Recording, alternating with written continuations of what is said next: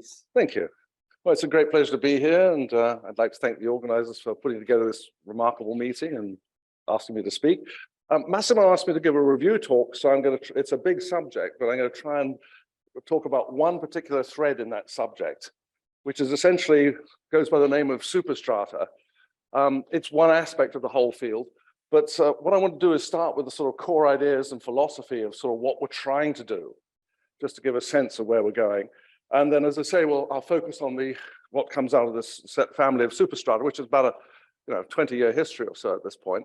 And then I will try to go back and take what we learned from superstrata and pull out black hole-like physics from that. And most of the work has been done in supersymmetric examples, but there's progress in the non-supersymmetric aspects of this. And I will talk about that at the end, and Pierre is going to talk about a different program that does the same thing with similar things with non-supersymmetric things. And by way of advertising, this is what we wrote last year. We wrote a couple of review papers, a short one more for planning, and the other one aimed at more graduate students and postdocs. Okay, so the initial motivation for fuzzballs was that they were perhaps the best and most conservative, I think, option in trying to solve the information problem. As Mathur showed some time ago, there are only two other options, which are to abandon effective field theory or accept vast scales of non-local physics. So in other words, what we're trying to do is we're trying to replace the black hole of GR by a horizonless object that looks like a black hole at large scales, but its structure can be observed and measured by distant observers.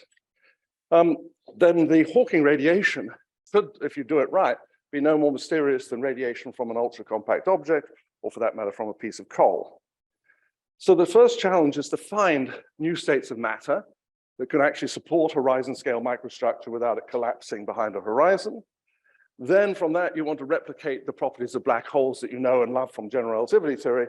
But the biggest challenge of all, which rules out a lot of other enterprises, or not rules them out, but can't be addressed by other enterprises, is to actually construct and describe the microstructure. And Sagittarius A star has about that number of microstates, so that's a hell of a lot of microstructure.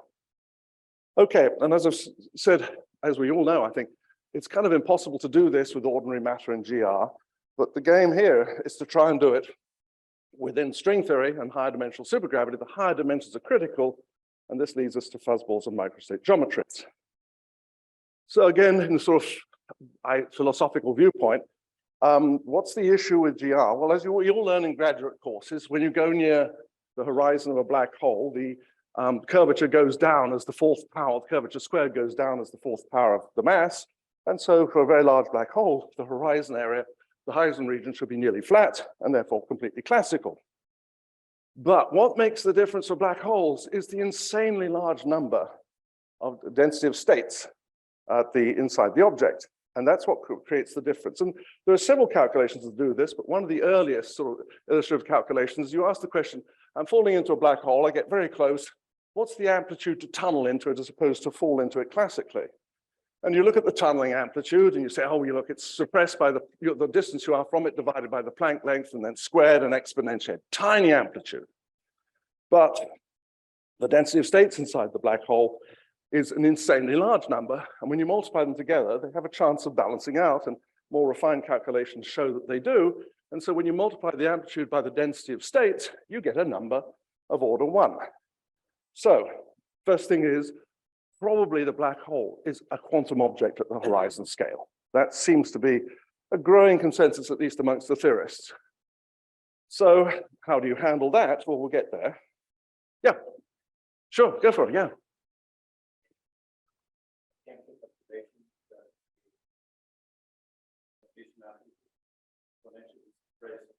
There have been more detailed calculations. I think Daniel did one of them, right? And then there have been several. People have tried shells and looked at tunneling shells. It's a heuristic. You want to say more, Daniel?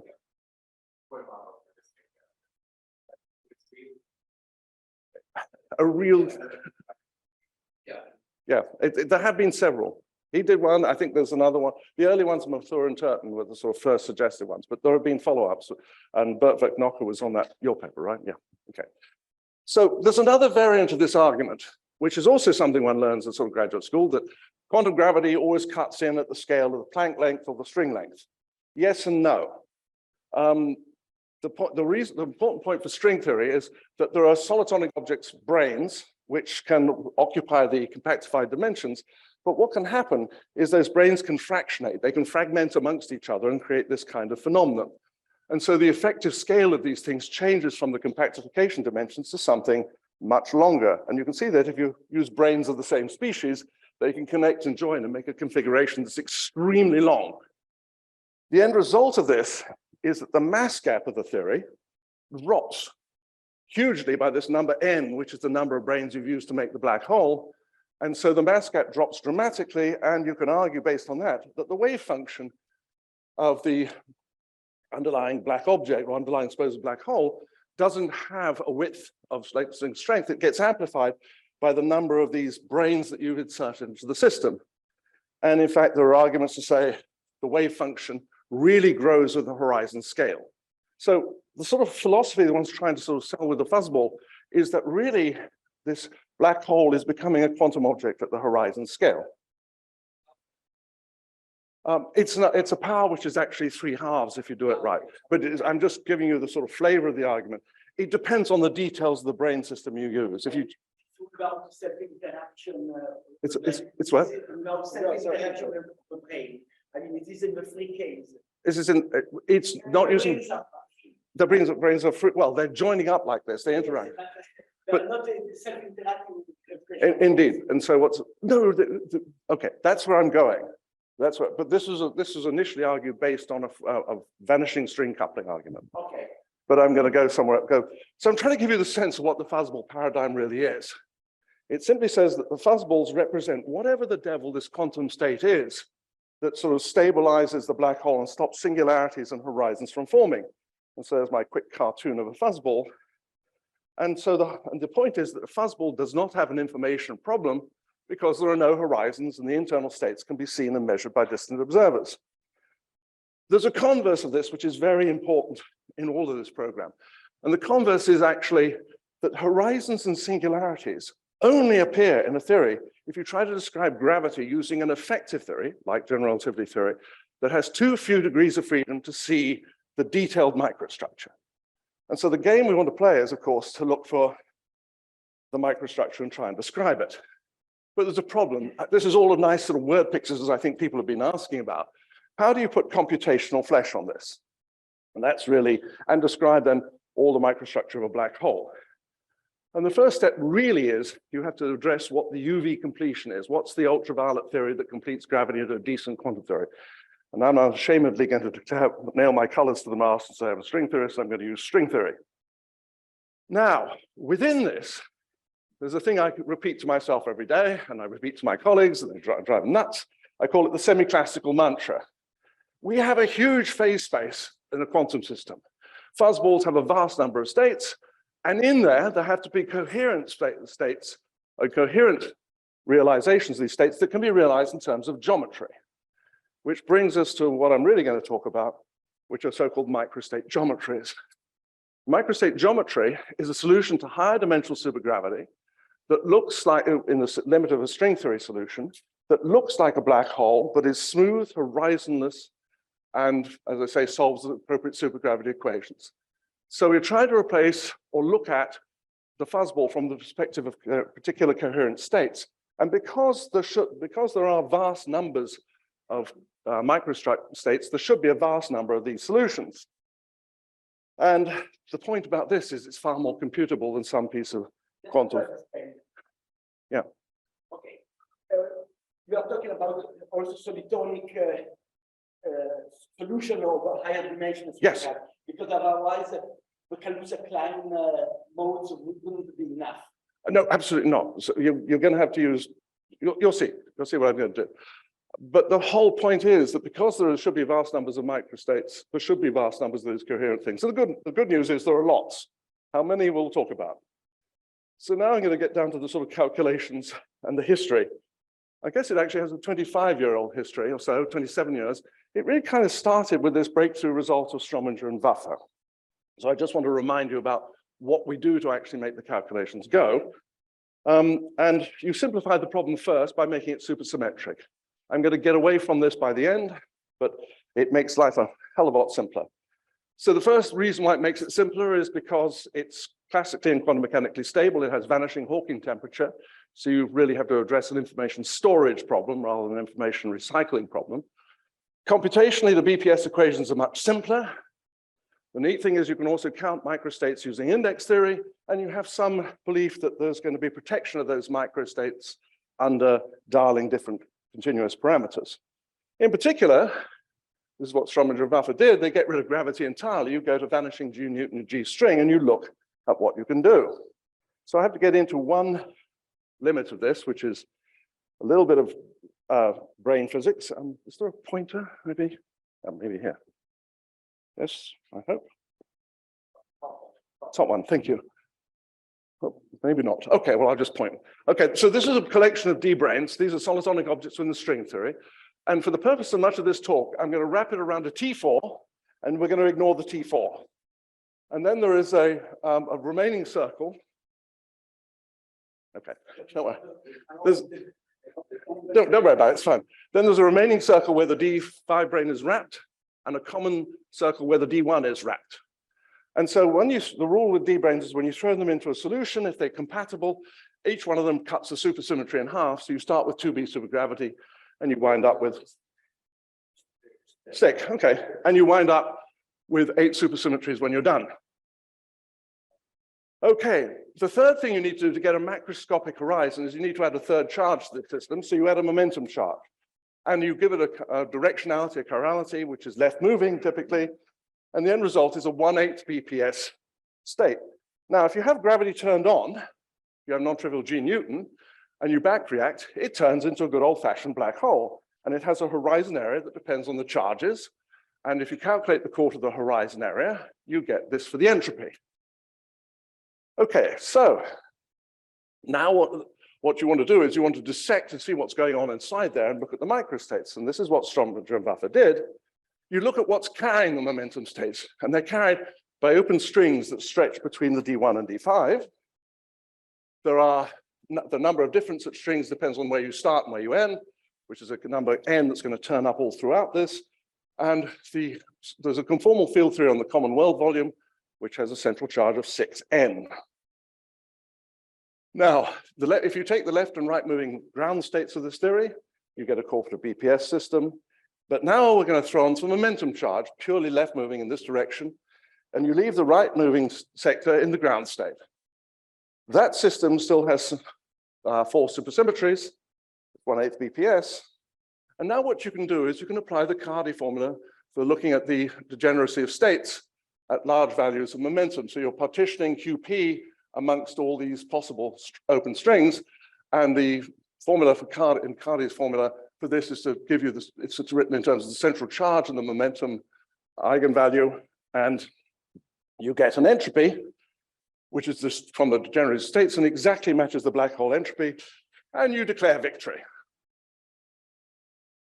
Okay, but this is at vanishing string coupling. So the game, the whole motivation of superstrata and microstrata is to try and look at what's happening at finite G string. What happens to these states when you back react?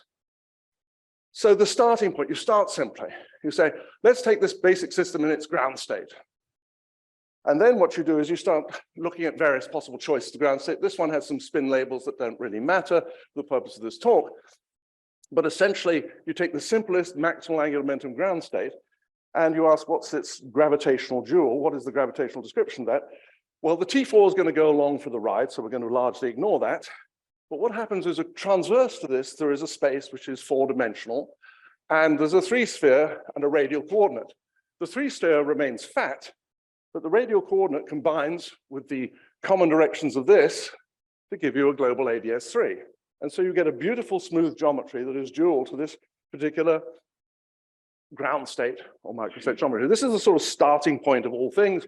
Now we're in about 2007 or so. And you can do something a little bit more sophisticated. You can say, okay, I've got that ground state sorted, but there are lots of Ramond ground states. And one that's going to play a role here is where I trade off some of this angular momentum for something that doesn't carry angular momentum, and I twist them together in a particular way. Again, that doesn't hugely matter for the purpose of the talk. But basically what can happen is you can think of other ground states, and then you have to start deforming the sphere and solving that. And basically what this translates to is that the S3 geometry develops some phase dependencies that depend on these quantum numbers. The amplitudes depend on the degeneracies. So this was all worked out about 18 years ago. Sorry, excuse me. And so the next part of this thing is, okay, we've got the ground states down. That was 2007, 2008. How do you add the momentum and how do you see what's happening at strong coupling? This took a lot of work, but the goal was finally realized about 8 years ago. Basically, you add purely left-moving momentum, and you ask, what's the 1/8 BPS state of what is called the supergraviton gas? So this is getting more complicated, but the takeaway message here is rather simple. This is the states we know really well how to do. And all you should take away from this is a particular set of ground states, and then there's going to be a particular set of excitations of those ground states, having to do with the various super-Virasoro algebra axion various pieces of the ground state. So these are some particular momentum modes. There are going to be some degeneracies, which are going to turn into Fourier coefficients. And then you can look at these sort of charges of this state, and you can actually unambiguously identify there's angular momentum coming from the ground state. There's also angular momentum coming from this current algebra operator. That's the angular momentum. And then the momentum all comes from the fact you're acting with these creation operators, each of which generates momentum. So you can read off the charges very easily from this state. And this, while certainly not every state of the CFT, it's a fairly large collection of them. And for these, we know exactly how to make the geometries. So what happens now is you have to do a very general harmonic deformation of this, linear order, but you want to fully back react it. And now what you've got is a solution that's going to depend on a whole bunch of phases. The V phase is the left-moving momentum direction in the ADS3, and then the other phases are simply on the sphere. And you can show, well, let me just show you where all the quantum numbers are buried, but basically each and every one of these quantum numbers gets encoded in a phase dependence. And then arbitrary superpositions of these coherent states, the Fourier modes give you these particular modes, and the Fourier coefficients turn up as fields in the metric. And so at the end of the day, you find that you've got a whole bunch of supergravity solutions that are sourced by arbitrary functions of 3 variables. And in principle, we can build the most general one of those, or in practice, we have to restrict to certain families. But it's a very general solution, depends on all 5 variables, the left-moving momentum, the ADS, the radial coordinate, and all of these angles. We can build these solutions. And the only thing it's independent of is the right-moving time variable because it's BPS. Okay, so let me summarize where we're at. We have a very well-established dictionary between the states of the CFT and the geometric data, which is going to be a supergravity theory with non-trivial metric, gauge fields, and scalars. And what's going to happen is these degeneracies that turn up here will turn into Fourier coefficients. And essentially, it will depend in principle on arbitrary Fourier series in all these variables, V, phi, and psi. Okay, so let me just say a little bit about the supergravity we work with, because that's going to be important for, I think, what Joseph is going to talk about later. So we're thinking about T4. We're getting rid of that. So we're going to go down to 6 dimensions. And then what we're going to have is, because we're in 6 dimensions, we have to have gravity, but supergravity requires that it couples to a self-dual tensor, excuse me. You have independent, if you want independent D1 and D5s, as you do, you actually got to add an anti-self-dual piece. And if you want to discuss the coherent momentum excitations of the strings, you've got to add yet another anti-self-dual tensor field. So at the end of the day, the working supergravity theory is this supergravity coupled to a bunch of anti-self-dual tensor multiplets. Okay, now, a long time ago, oh yeah, this is a note for later, we're ignoring any and all structure on the T4. At the end of the day, you can now ask, well, what does the metric actually look like? And there's some base spaces as 4-dimensional, and it was a long time ago it was shown by Gutowski, Matera, and Real that BPSness requires this form. It doesn't require this to be flat, but we're going to take it to be flat. And then there's a whole lot of structure. There's a vibration vectors, there's some warp factors, but basically the structure is dictated by the BPSness. And the BPS equations determine the tensor gauge fields and fluxes and the warp factors. And the beautiful thing about this, and a miracle, is these BPS systems are linear once you've got to this point. And so it's 4-dimensional electromagnetism in Euclidean space. And we can construct all the superstratum solutions corresponding to generic superpositions of these states. So we have very strong control over a class of momentum states. So let me just remind you of the sort of theme I was trying to make. If you coarse grain and you simply say, I'm going to throw some momentum charge on there, and I don't take any cognizance of where that momentum charge is going or where it's being carried, then what happens is you get a black hole or a black ring. And if the angular momentum is 0, you get the BTZ geometry. But this is wrong. The point is, this is another example of this philosophy I said at the beginning. If you ignore all the details or average over them, you get a horizon. If you do it right, you get the right picture. And that's superstrata. So through work of a lot of people, we have a precision holographic dictionary that tells us what the geometry is that's dual to these states. And it's not that. The correct answer is this, and we're going to talk a lot more about these kinds of geometries in the rest of the talk. You have some deformed S3, which I'm going to ignore, because most of the interesting stuff is here. There's a cap. We call these the superstratum, and they are so-called capped BTZ geometries. And these are the geometries that are actually dual to the CFT states, or some of the CFT states counted by Strominger and Waffer. So we're on much more solid ground, knowing that we're actually describing in gravity microstructure of black hole. I showed you the set. I gave you exactly the set of CFT states that these. We can do better, we can do more, but morally what I'm saying is true. I'm going to tell you exactly how much that is in terms of a count in due course. Okay. So I want to give you a sort of sense of what these geometries look like and go back towards talking about GR. So the first thing that sets the scale is there's an ADS scale at infinity, which is set by the two of the basic charges, the D1s and D5s. And then we're going to throw a momentum charge on this. And schematically, there's going to be sort of two classes of Fourier coefficients, the A coefficients, which I'm just going to call A, which describe the angular momentum. And then there are the B charges, which describe the momentum charge I'm throwing on here. And here's the sort of geography of the thing. If you do asymptotic ADS, at large R, much bigger than essentially the square root of the momentum charge, it's just ADS. And the thing to watch is the scale of the circle, the S1. And so in ADS, it grows with radius. But when you get down to this chart, the radius of order the chart set by QP, the circle stabilizes in size. And basically what you get is a BTZ, in fact, almost exactly a BTZ black hole throat.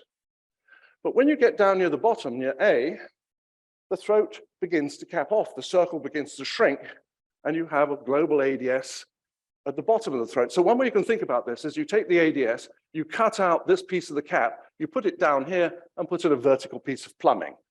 And you can make that as deep as you like if you increase the momentum chart as large as you like. So these are the geometries that are sort of the workhorse of understanding what microstate structure should look like from the point of view of microstate geometries. So they're capped BTZ, they cap off at an arbitrary distance. And just to make the point, we can also put these in flat space. We can adjust the boundary conditions. It's an entirely algorithmic process because it's linear BPS equations. And we can make these solutions. And that was the origin of the cartoon that I started with at the beginning of the talk. Okay, so what I want to talk about is what these things tell us about near horizon scale physics. The first thing that I want to point out is that this thing introduces an energy gap into the system. And the energy gap is determined by think about the longest wavelength you can fit at the bottom of the throat. There's a huge redshift in principle to the top of the throat. And the energy gap is given by redshifting that long wavelength down here to an even longer wavelength at the top. And that gap energy is then computable from the geometry. And the beautiful thing is that if you actually compare it for the deepest possible throats, you get exactly the correct energy gap for the maximally twisted sector of the corresponding conformal field theory. So you know these geometries are probing exactly the sector of the conformal field theory where most of the entropy lies, the most stochastic modes, the smallest energy gap. So that was the sort of first and early triumph of this, went way back, actually goes further back than that. Now, let's get to something that's a little bit more interesting. So you can also start probing these things. And you can probe them with Green's functions. So what you can do, typically when you're doing holographic field theory, you think of T and Y as a holographic space where the CFT lives, and then there's a radial coordinate. And you can look to the sort of what's called the boundary-to-boundary correlation function. You send in a signal from here and you see what you receive over here. There's a response function. And what you wind up doing is you solve the wave equation in this space and you isolate the normalizable mode and the non-normalizable mode. And the response function is you ping it with a non-normalizable mode and you see what you get back in terms of a normalizable mode. And the boundary condition, of course, here is it's smooth at the bottom. It's not absorptive. There are no quasi-normal modes here. It is all normal modes, and the boundary condition is smoothness at the origin. And so the response function looks like this. There's an entirely BTZ-like decay because there's an entirely BTZ-like throat. The signal just falls down the BTZ throat. And these secondary spikes have to do with the periodicity. But it's basically exponential or power law, depending on if you're left moving or right moving. And then some long time later, you get an echo. And then the echoes keep repeating. And so the information is recovered. The echoes are smaller as the thing sort of sloshes around between as it goes in and comes out and goes in and comes out. You get echoes, very sharp echoes. Don't get excited. They're going to go away. The echoes don't really happen. But this is a calculation involving a scalar field in this geometry, and the signal bounces off the bottom and comes back. That looks kind of cool. But here was the sort of more revealing feature about these things. Oh yes, the timescale, yeah. The timescale is simply set by the CFT. It's the depth of the throat. Did I have it? Oops, I thought I had something about the timescale at the bottom of the slide. Yes, it's set by the gap energy. So basically, how deep is the throat? That sets the gap energy, and the gap scale is the central charge of the CFT times the radius of the Y circle for the deepest throat. Did I answer your question, Remy? Yeah, okay.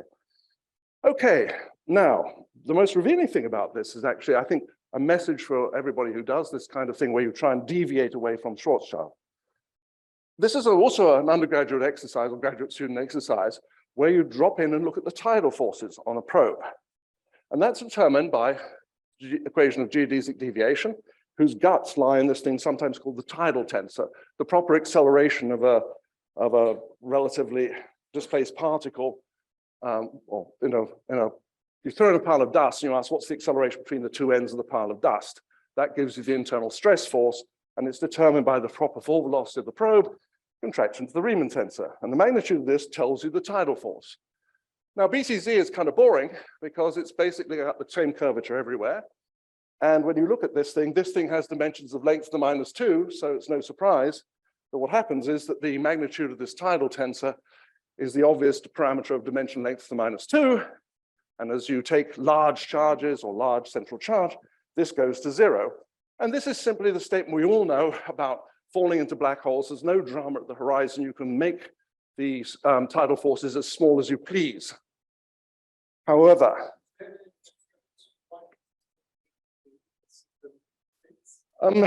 it's because the radius of the system, the radius up here, radius of geometry, radius of curvature, is proportional to the the central charge of the theory, which is the number of N1s and N5s. So it's all set by the ADS scale you've got.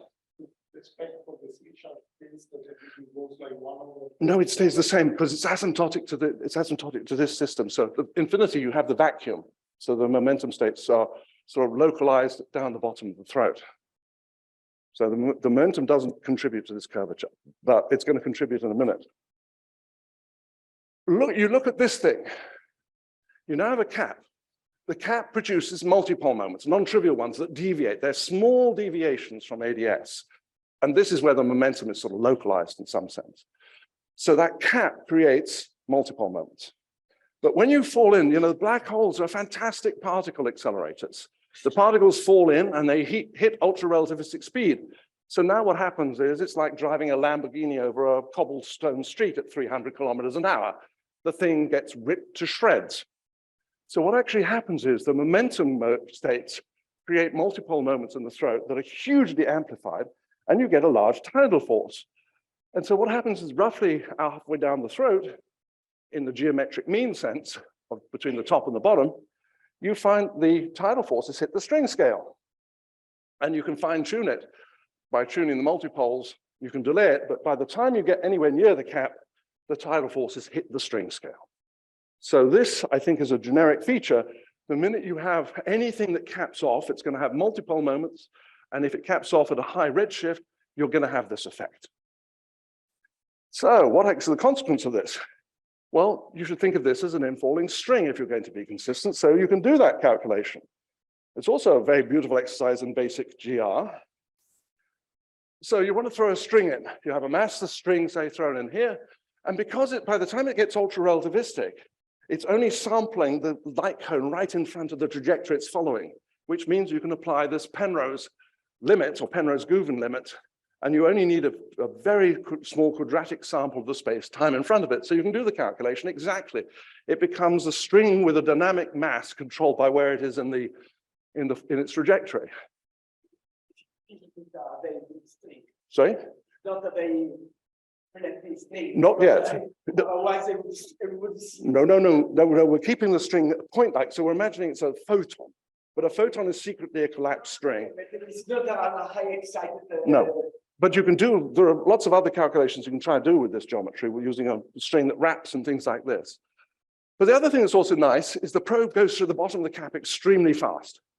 And so therefore it's like a hammer blow. So there's a sudden approximation you can do where this thing is getting a hammer blow of essentially string scale curvature. You can calculate the expected exit state, the oscillation number in the expected exit state. And it basically exits the cap in an excited string state. But what's happened is, remember, what happens with all tidal phenomena, when you have a tidal phenomenon, where does it get the energy from? Where does the energy for water going up and down on the Earth come from? It comes from the rotation of the Earth. It steals the kinetic energy of rotation of the Earth. And similarly here, when it falls in, the energy to make the massive string state comes from the center of mass motion of the particle. So the particle gets massive, it loses kinetic energy, it gets stuck. Massive particles can't get out to ADS3. So therefore the probe is trapped in the geometry and scrambled into a stringy state. So here's the sort of picture that basically passes in, somewhere down here it realizes it's a string, it gets excited, and then it doesn't make it out. And then it falls back for another pass through and gets excited some more. And it winds up at the bottom of the throat, trapped. So tidal trapping is a thing in string theory. There are no sharp echoes, they all go away, but there are no horizons. You can see this stuff at the bottom. You can access it in principle with suitably delicate experiments. But what I want to come back to is this. This response function with the echo was based on just the scalar field. But I'm telling you that was wrong because the scalar field is going to realize it's a string at some point, and what's going to happen is that the echoes are going to go, and you're just going to get BTZ-like decay. Sorry, go for it. Yeah. Yeah.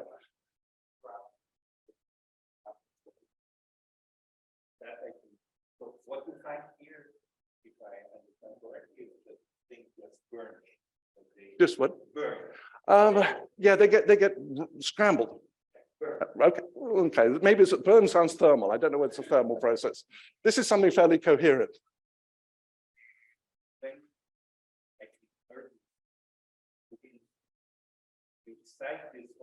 Right. Small, yep. Right. Should be different. I'd love to be able to do it. I can't do it.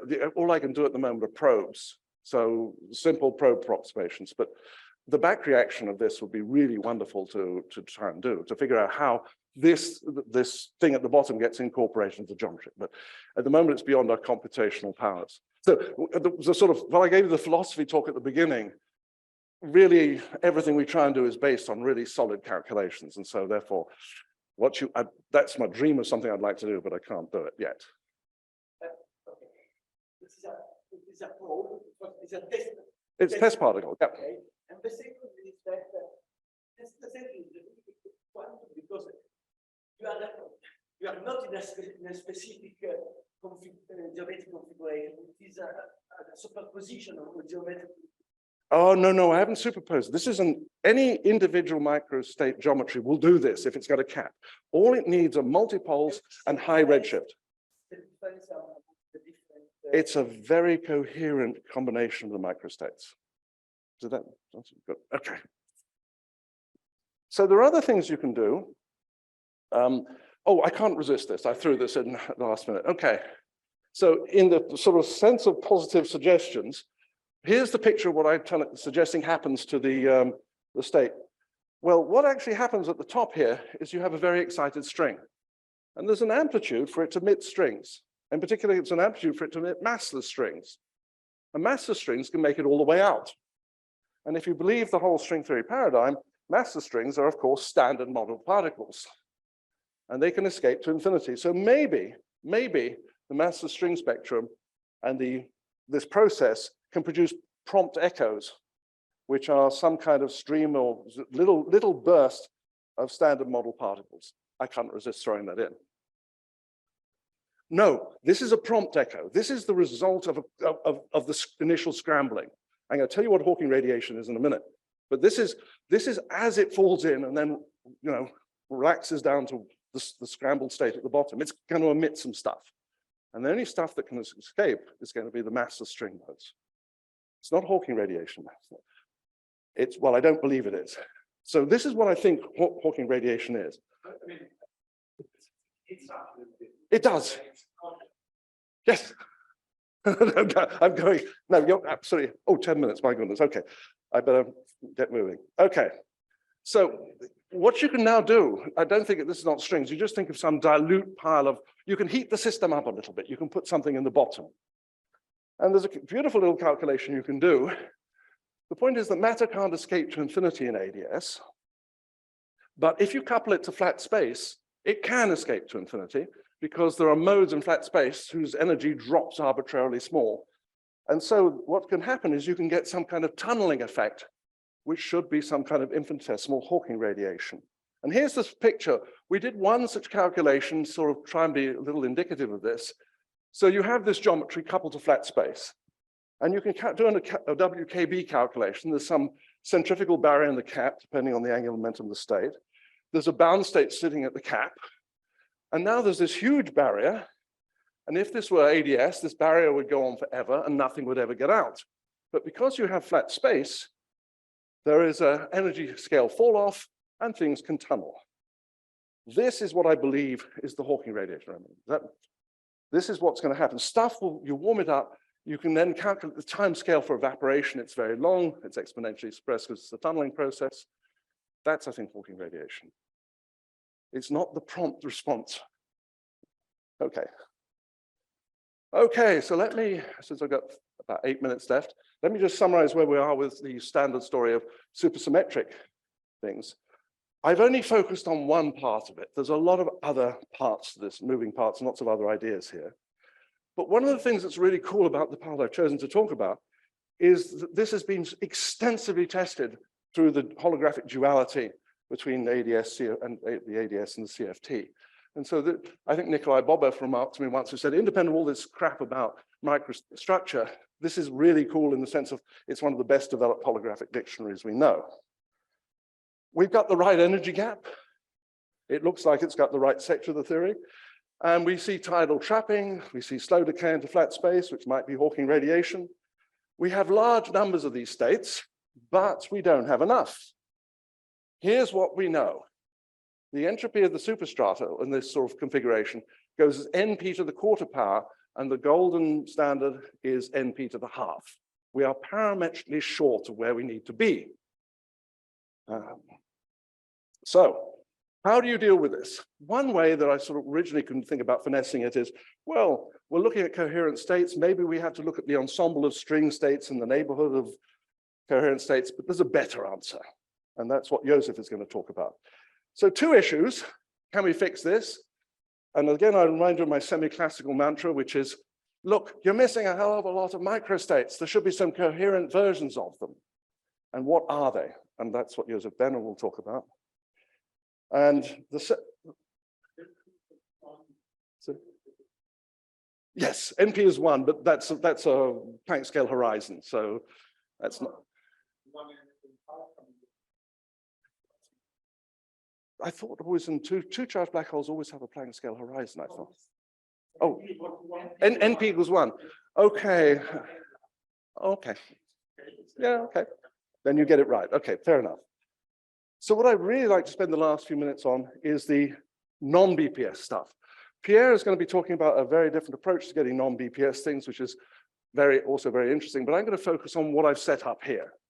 So the goal here is we can understand the supersymmetric guys with the right moving sector in its ground state. Now I'm going to talk about these guys, where you do both. And so going back, this was 2007, the supertube ground state structure. What we've been doing in the superstrata, where you just have still some supersymmetry, now I'm going to break all of it by putting both left and right moving things on there. It's very hard, first of all. You have to deal with the full nonlinear equations of motion. And it's typically time dependent. However, you have a huge advantage. You know everything about this. And so what you can do is try and set up the problem. There's another challenge. If you collide open strings on the D1, D5, they will typically, when they collide, emit gravitons, and they will go off into the bulk.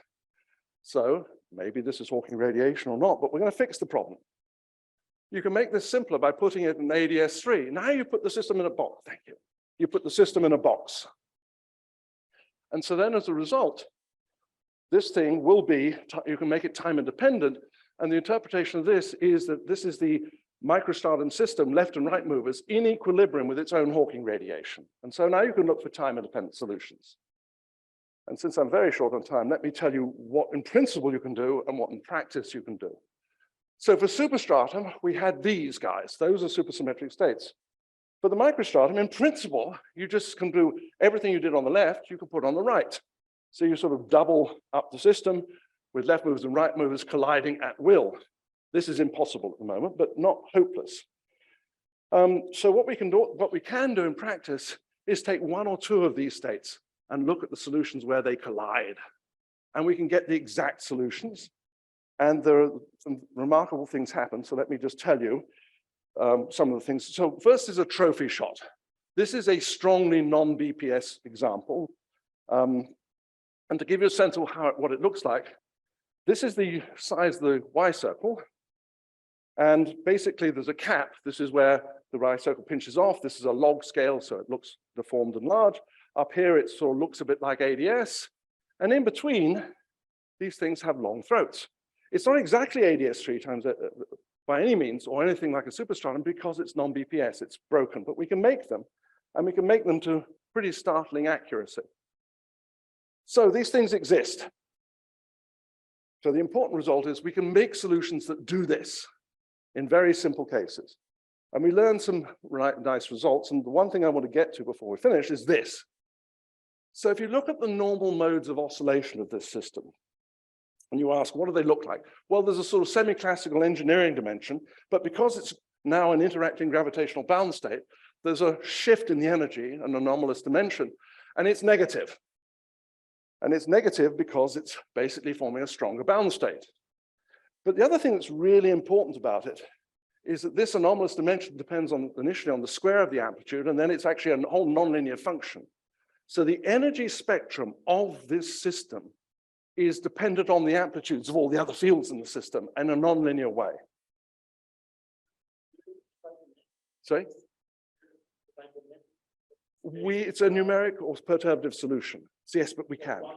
But yes, we can. We have an ansatz which describes the very simplest states, and then we can numerically solve. Anthony is extremely, my graduate student, and Bogdan Ganchev are extremely good at doing numerics of these things. And we have the numerics to very high order. Anthony managed to get the perturbative solution to 11th order. So, you know, we have this fairly accurately. So it's startling what we find, and we find this is part based on the perturbation theory, but the numerics. So what I'm trying to say is, look, in a supersymmetric system, what marks a supersymmetric system is the energy levels are all rationally spaced with very high degree. Okay, but what actually happens when you break supersymmetry, you must go to a black hole with very, very dispersed energy states with an energy gap which is tiny, e to the minus n, and degeneracies that are order 0 and 1. And this is what you expect. And how this must come about based on our simple perturbative analysis is it's almost certainly driven by these nonlinear effects. Better not wave this around anymore for myself. So it's almost certainly driven by those nonlinear effects. And we're beginning to see this Of course, what we can do is limited by computational ability, but 18 functions, 19 functions of the shooting problem, that's about where we're at the moment. So where we want to go next, we'd like to do more complicated multi-mode solutions. That's hard, but not impossible. We want to couple to flat space. And why do we want to do that? We want to try and do this. This is a probe approximation. We'd like to do this with some back reaction and look at the tunneling process. Okay, I think I'm just about out of time. I've got 2 slides of sort of conclusions.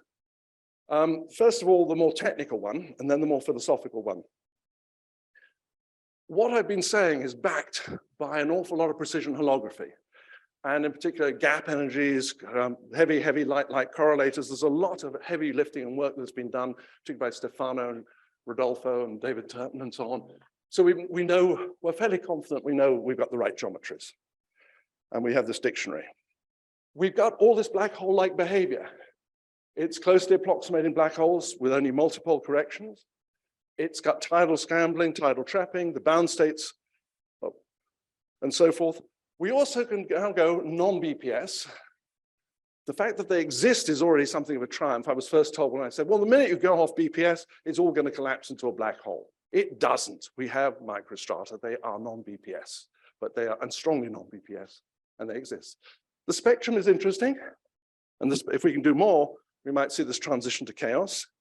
Where we're lacking at the moment is this in superstrata, but we're indefatigable.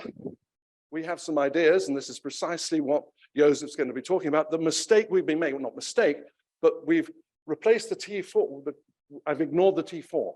And all the leap we now believe between getting this and the right answer is to look at things that depend on trivially on the T4. And that's what Josef is going to talk about. I'm going to skip the next slide because I'm absolutely out of time and just finish on the more philosophical point. Okay, so the semi-classical mantra. If you believe the fuzzball paradigm, or you believe that black holes are intrinsically quantum, there have to be semi-classical limits of these things which are coherent states that can be captured by supergravity. The practical aspect of this is generic fuzzballs are impossible to compute, whereas supergravity, you can actually do real calculations and give you a precise starting point for looking at sort of microstructure at the horizon scale. And there are a bunch of theorems. This one's only in 5 dimensions, but it just suggests the following, that if you find an honest gravitationally back-reacted way of supporting horizon scale microstructure, then you're doing, in fact, microstate geometries. That's what that paper was all about. And the last one I will finish on is, I think, an underappreciated point I want to come back to.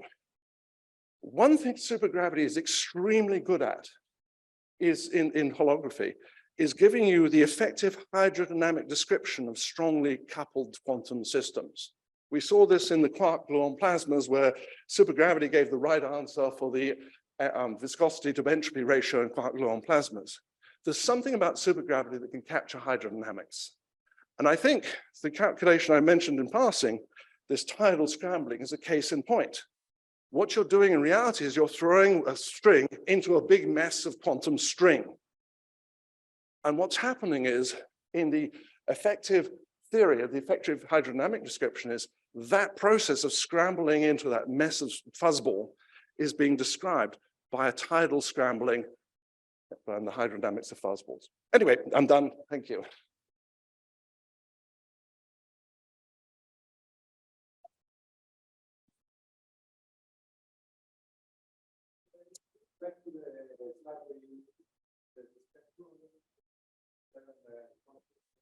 Yeah.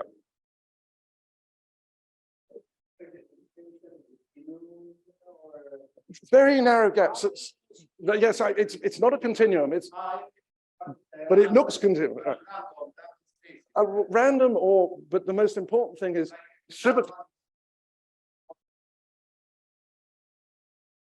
yeah, the key thing is degeneracies are 0 and 1, and that's the expectation. And so therefore you have to have a huge number of levels that are split. So what happens is all these levels split into a huge number of different levels. And oh no, that's an artifact of my drawing program. but what you expect, but what we're seeing, which is really, I think the really cool thing is we're seeing that the energies of these levels are non-linearly dependent on the amplitudes of everybody else, which is, if that's not chaos,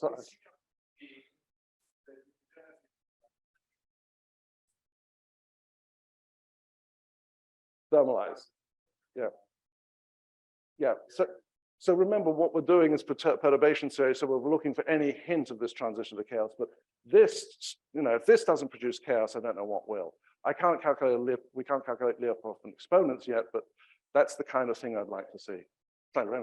So just here in response to what Massimo says, what I'm expecting in this case is a band structure.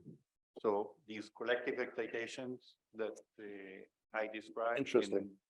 Is because you see here, these are so thinly spaced. Yep. Obviously, you don't resolve them individually. Right. And the point is that in many systems like that, you get a band structure. So you get effective energy levels that combine lots of these. So there are many. They get separated by. I agree with the picture in the sense of there are going to be moduli that control this supersymmetry breaking. There'll be, again, there's this story that in this mantra that I repeat, there's this idea of coherent islands. There will be places in the moduli space where things organize into more coherent structures. And in what we do, the spacing is determined by G string square, so H bar. Okay. So you might look for it. Yes. Because of usually in no supersymmetric space, the UV is in some sense still supersymmetric because you want. Yes. So this picture could work at low energies, but not at very, very high energies. So okay, I'll say you've got to tell me which energy scale you're thinking of. I mean, these things have large mass. So the basic.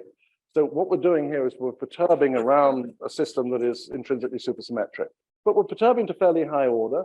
And this one I call strongly non-BPS is actually, the whole background is actually very powerfully non-BPS. It starts out non-BPS, and yet we have solutions. Yes, but you are still in a supersymmetric. It's infinite, yeah, but if, no, the only sense in which I'm supersymmetric is that at infinity, I'm in a vacuum, and that vacuum is supersymmetric.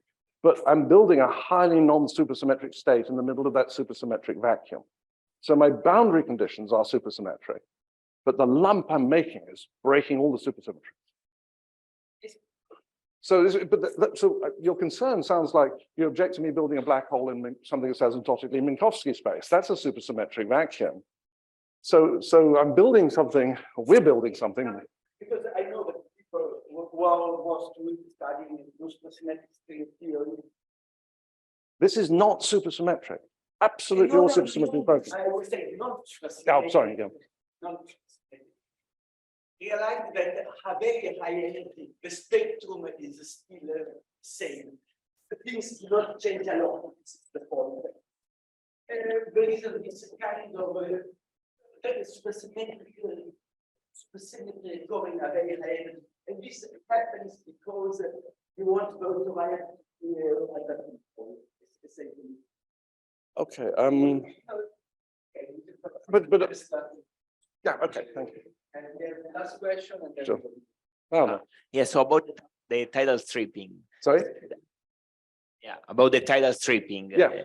So if I understand correctly, the argument is that near the cap, the curvature is finite, but so large that eventually tidal. No, the curvature is not large. So it's not the curvature, it's only the tidal interaction. So it's something that everybody knows. It's the origin of the firewall in a sense. What's happening is that there are tiny deviations from the black hole geometry. And those tiny deviations under incredibly high blue shift make big effects. So in other words, the analogy I gave was, you can walk across a cobblestone street, but if you drive a Lamborghini across it at 300 kilometers an hour, you're going to destroy the car.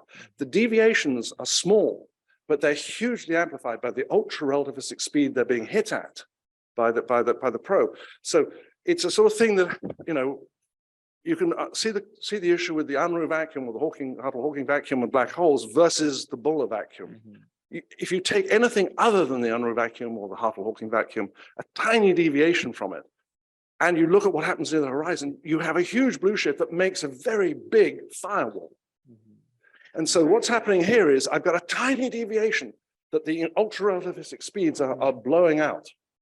But so the point is that the curvature is small, but the tidal tensor near the cap is large. Yes, but it's amplified. So what goes into the tidal tensor, let me go back, where'd it go? What goes into the tidal tensor is the relativistic fall velocity. Where'd it go? Somewhere here, well, no, back one. Yeah, up here. The fall velocity, the particle goes in, and if it hits ultra-relativistic speeds and there are suitable components to the Riemann tensor, they will be hugely magnified.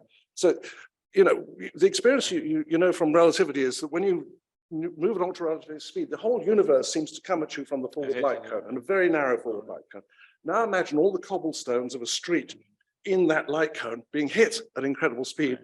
It destroys the probe. But So this phenomenon will not.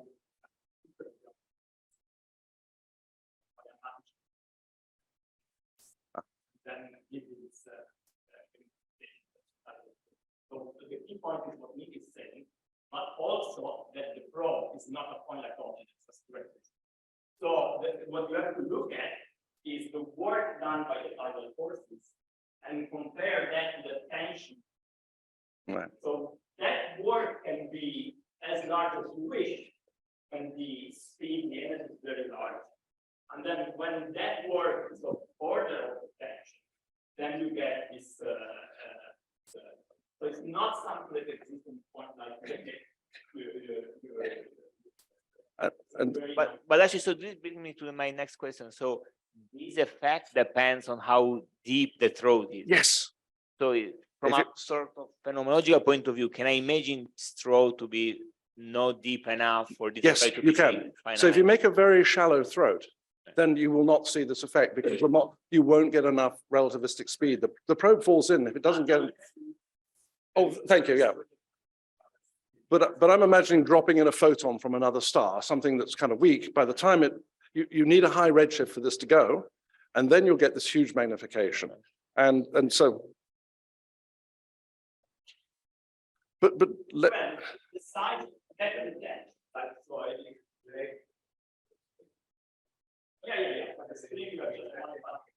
But let me add one other data point. If you want to get the right energy gap for the CFT for where most of the microstructure is, you have to have a very deep throat.